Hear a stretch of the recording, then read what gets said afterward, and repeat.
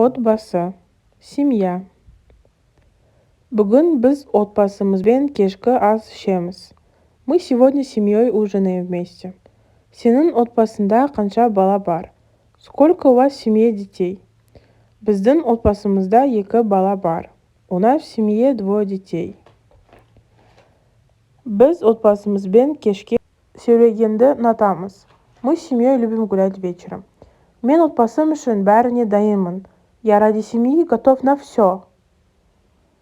Мен анамның тамағын ұнатамын. Я люблю еду мамы. Біздің отбасы ең бақытты.